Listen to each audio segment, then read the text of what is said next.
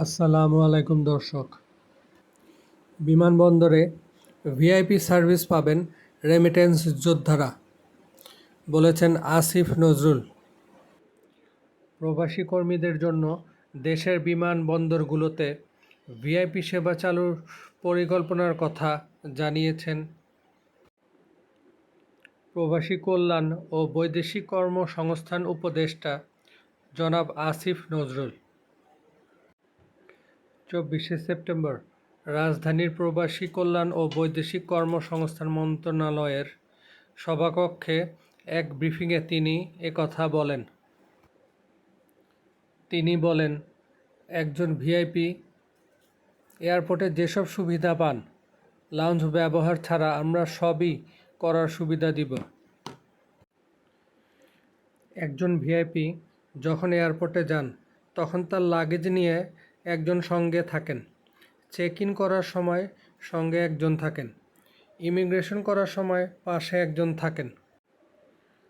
প্রাথমিকভাবে আমরা মধ্যপ্রাচ্যগামী যাত্রীদের টার্গেট করেছি।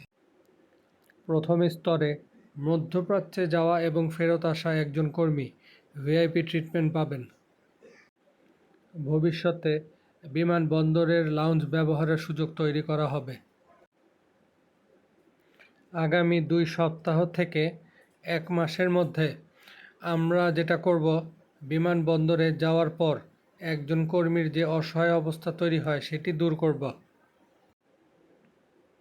একজন কর্মী কোন গেট দিয়ে প্রবেশ করবেন, চেক ইন কীভাবে করবেন, ফর্ম পূরণ করা লাগলে কিভাবে করবেন, ইমিগ্রেশনে কোনো কাগজ চাইলে কিভাবে সেটি করবেন, এসব কাজে নিয়োজিত থাকবে বিমানবন্দরের প্রবাসী কল্যাণ ডেস্ক।